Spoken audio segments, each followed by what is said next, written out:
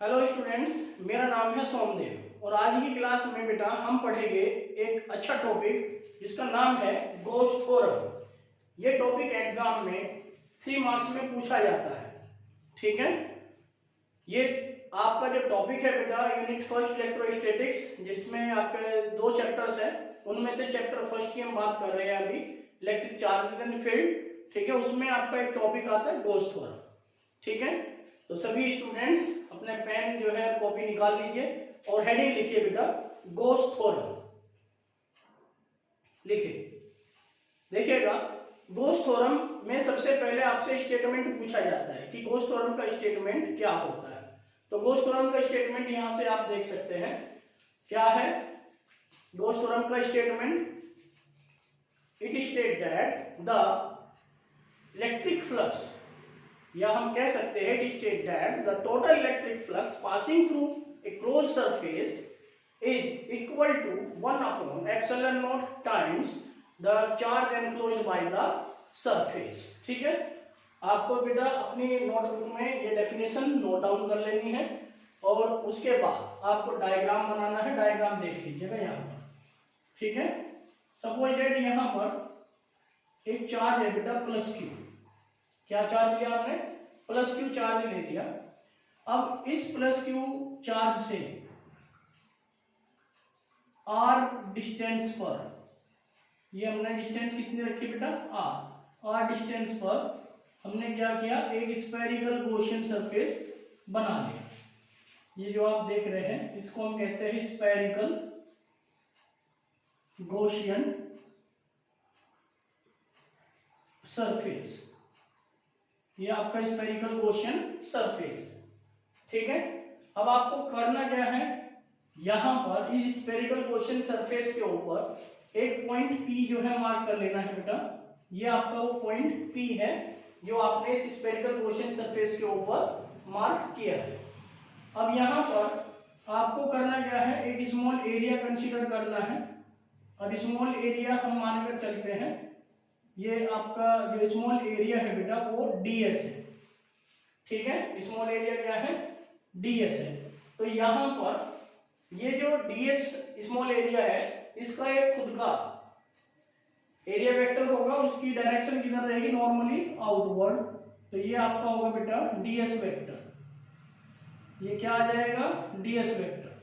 अब इस plus Q charge के कारण इस P पॉइंट पर यदि हम ध्यान से देखें तो इलेक्ट्रिक फील्ड इंटेंसिटी की जो डायरेक्शन होगी वो away from the positive charge रहती है।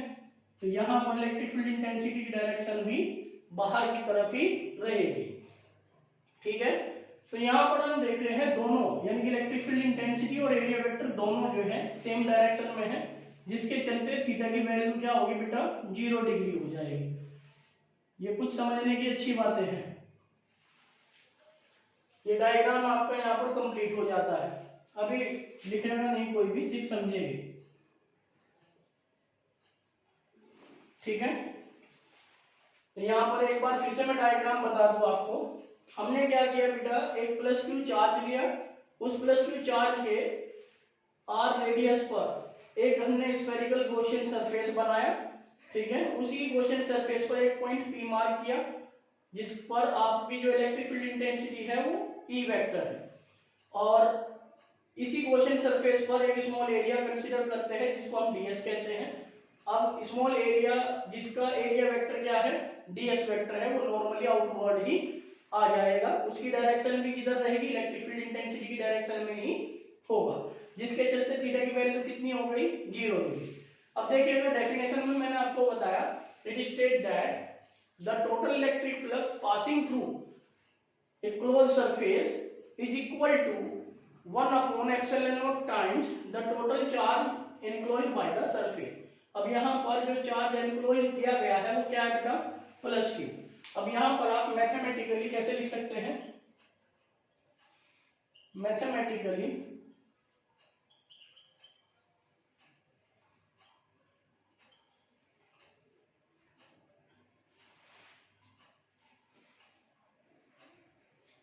हम जो है कह सकते हैं इसको कि फ्लक्स जो होगा phi E equal to close integration E vector dot ds vector और will be equal to q upon epsilon naught. यहां पर बेटा ये इसका मैथमेटिकली एक्सप्रेशन आ जाता है। क्लियर हो गए यहां तक? ठीक है, अब देखिएगा, consider a point charge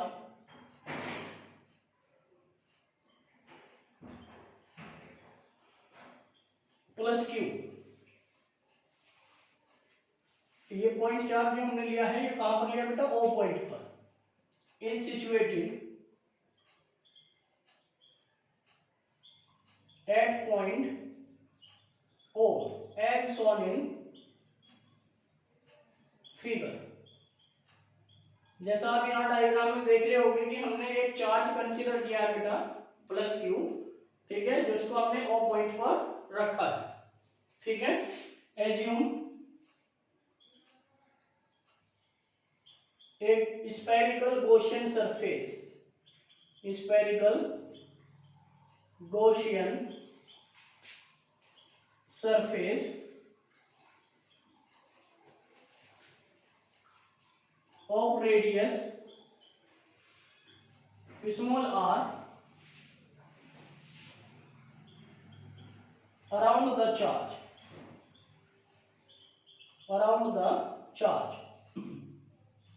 plus Q.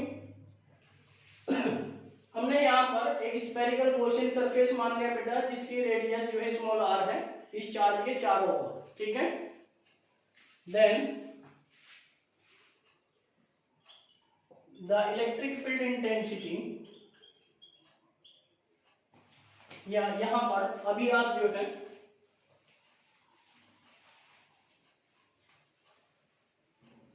इसमें लिख लीजिएगा बेटा, let a point P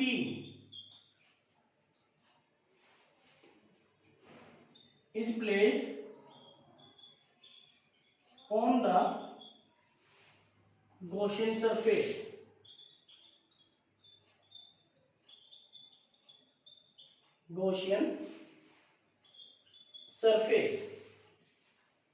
then the electric field intensity at point P due to charge plus Q. तब यहाँ प्लस क्यू चार्ज के कारण P पॉइंट पर जो इलेक्ट्रिक फील्ड इंटेंसिटी होगी वो कितनी हो जाएगी बेटा? E equal to 1/4 epsilon naught Q upon R square. इसको आप इक्वेशन फर्स्ट कह दीजिएगा, इसको क्या कहते हैं ना, इक्वेशन फर्स्ट। ठीक है, let us assume a small area ds on the Gaussian surface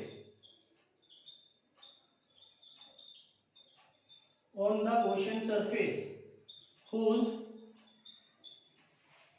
area vector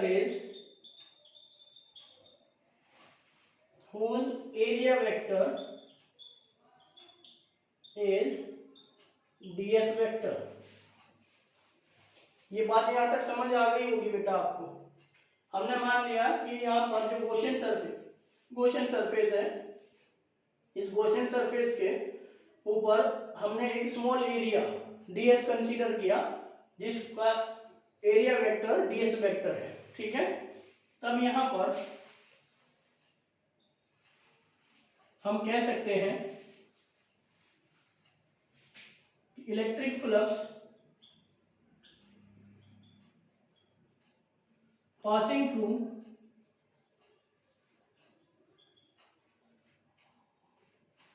the small area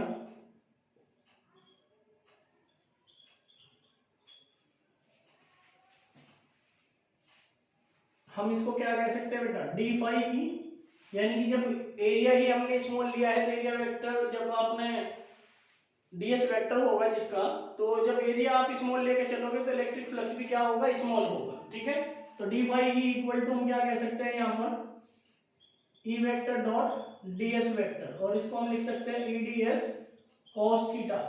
अब क्योंकि थीटा की वैल्यू कितनी है 0 डिग्री, आप देख सकते हैं यहाँ पर थीटा कितना लिया गया है 0 डिग्री, तो यहाँ पर D phi E equal to E D S cos 0। Cos 0 की वैल्यू कितनी होती है 1, तो यहाँ से हम लिख सकते हैं कि ई डी एस टू 1, तो यहाँ पर D phi E equal to आ जाएगा बेटा ई इंटू डी एस। यहाँ तक समझ आ गया होगा आपको, ठीक है। इसके बाद आप यहाँ पर टोटल इलेक्ट्रिक फ्लक्स निकालिएगा इस पूरे गॉसियन सरफेस का, तो total electric flux passing through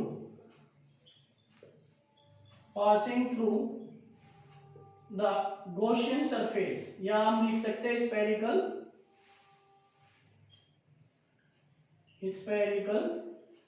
Gaussian surface.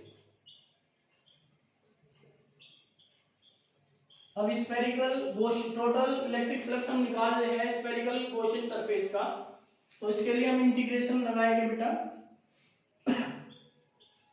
D phi equal to हम लिख सकते हैं फाई ई, और इक्वल टू हम यहाँ पर क्या कह सकते हैं close integration E vector dot या close integration E D S लिखा जा सकता है, ठीक है। इसको हम फर्दर लिख सकते हैं ई बाहर और क्लोज इंटीग्रेशन डी एस। ये बात आपको समझ आ गई होगी यहाँ तक, ठीक है। ध्यान बनाए रखना बेटा, सीधे बैठे हो देखिएगा। But close integration D S ये क्या है बेटा एरिया ऑफ स्फेरिकल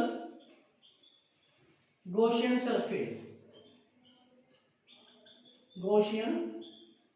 सरफेस, जिसकी वैल्यू होती है 4 पाई आर स्क्वायर, जिसकी वैल्यू कितनी होती है 4 pi are square.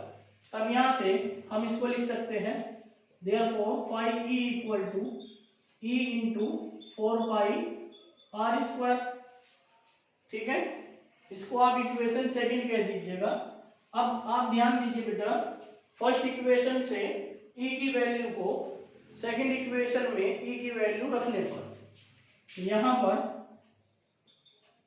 Putting the value of E in equation second we get, यहां से क्या होगा बेटा phi E equal to 1/4 pi epsilon naught और Q upon R square multiply 4 pi are square लिखा जा सकता है क्या। अब यहां से देखिएगा 4 पाई से 4 पाई कैंसिल, आर स्क्वायर से आर स्क्वायर कैंसिल, ठीक है। तब यहाँ पर फाई ई इक्वल टू क्या बचेगा बेटा क्यू अपॉन एप्सिलॉन नॉट। बस यही आपको जो है वो करना था। आई होप ये टॉपिक आपको बहुत अच्छे से समझ आया होगा। एक बार फिर बताऊंगा बेटा, ध्यान से सुनिए। देखिएगा यहाँ पर जो आपका टॉपिक है वो है गॉस थ्योरम, बहुत ही इंपॉर्टेंट टॉपिक है, बहुत ज्यादा। गॉस थ्योरम बेसिकली होता क्या है, स्टेटमेंट इससे का पूछा जाता है। स्टेटमेंट आपको जो लिखना है वो लिखना है it state that the total electric flux passing through a close surface is equal to 1 epsilon naught times the total charge enclosed by the surface, या charge enclosed by the surface। ध्यान रखना बेटा, जितना चार्ज एनक्लोज करोगे आप इस Gaussian surface के अंदर उसको आपको ऐड कर लेना है। यदि कुछ सपोज दैट यहाँ पर अभी आपका सिर्फ एक चार्ज क्यू हमने कंसीडर किया है, और यदि मान लीजिए यहाँ पर एक चार्ज क्यू दूसरा चार्ज -2 क्यू हो, तब टोटल चार्ज आप यहाँ पर लोगे तो Q -2 क्यू, यानी कि -Q जो है वो आपका चार्ज होगा। इस बात को ध्यान से समझ लीजिएगा, ठीक है। तब मैथमेटिकली हम कह सकते हैं कि फ्लक्स इलेक्ट्रिक फ्लक्स जो है वो फाई ई होता है equal to close integration E vector dot d S vector, और इसको हम Q अपॉन एप्सिलॉन नॉट लिखते हैं। अब जैसे कि आप यहाँ पर देख पा रहे हैं कि गॉस थ्योरम में कहीं भी डिस्टेंस का जिक्र नहीं है, तो इसका मतलब ये हुआ बेटा कि जो गॉस थ्योरम है वो शेप और साइज, यानी कि इस केस में जो इलेक्ट्रिक फ्लक्स होगा वो शेप और साइज पर डिपेंड नहीं करता। कई बार एग्जाम में पूछ लिया जाता है कि यदि मान लीजिए हम रेडियस को इंक्रीज कर दे या रेडियस डिक्रीज कर दे तो फ्लक्स क्या होगा, यदि चार्ज आपका +Q दिया गया है तो उस पर्टिकुलर केस में बेटा चार्ज जो दिया गया है वो चार्ज लिया जाएगा और अपॉन में एप्सिलॉन नॉट, ठीक है, क्योंकि डिस्टेंस पर या शेप और साइज पर जो है इलेक्ट्रिक फ्लक्स डिपेंड नहीं करता है। इस बात को आप अच्छे से नोट कर लीजिएगा, ठीक है, जो बताया गया है। इसके लिए हमने क्या किया कि +Q चार्ज हमने कंसीडर कर लिया और r रेडियस पर हमने एक स्फेरिकल क्वेश्चन सरफेस बनाया। उस स्फेरिकल क्वेश्चन सरफेस पर एक पॉइंट P हमने मार्क किया, जहां पर हमने इलेक्ट्रिक फील्ड इंटेंसिटी क्या निकाली, E, यानी कि E की वैल्यू हमने निकाली कितनी बेटा, 1/4πε0 Q/r²। हम जानते हैं कि due to a point charge जो किसी डिस्टेंस पर हम इलेक्ट्रिक फील्ड इंटेंसिटी निकालते हैं वो ये आती है कि 1/4πε0 Q/r², ठीक है। तो यहाँ तक हो जाएगा। उसके बाद यहाँ पर हम एज्यूम कर लेते हैं कि स्फेरिकल क्वेश्चन सरफेस के ऊपर एक स्मॉल एरिया हमने कंसीडर किया ds, जिसका एरिया वेक्टर क्या होगा, ds वेक्टर होगा, और उसकी जो डायरेक्शन होगी वो डायरेक्शन भी इलेक्ट्रिक फील्ड इंटेंसिटी की डायरेक्शन में ही आप कंसीडर कीजिएगा, ठीक है, क्योंकि हम जानते हैं कि जो एरिया वेक्टर होता है वो ऑलवेज नॉर्मल हम जो है कंसीडर करते हैं बेटा। तो यहाँ पर थीटा की वैल्यू कितनी हो जाएगी, 0 डिग्री। जब थीटा की वैल्यू 0 होगी तो तब यहाँ पर electric flux passing through the small area, इस स्मॉल एरिया के कारण जो इलेक्ट्रिक फ्लक्स पास होगा वो कितना होगा, वो आप यहाँ से देख सकते हैं, d phi equal to E ds, E vector dot ds vector, और E vector dot ds vector क्या होगा बेटा, E ds cos theta, theta की वैल्यू कितनी है, 0, यहाँ से देख सकते हो आप, थीटा की वैल्यू 0। तो यहाँ d phi equal to E ds cos 0, cos 0 की वैल्यू 1 होती है, तब यहाँ से d phi equal to E ds आ जाएगा। अब आप क्या करोगे, टोटल इलेक्ट्रिक फ्लक्स निकालोगे स्फेरिकल क्वेश्चन सरफेस के कारण कि टोटल इलेक्ट्रिक फ्लक्स कितना होगा।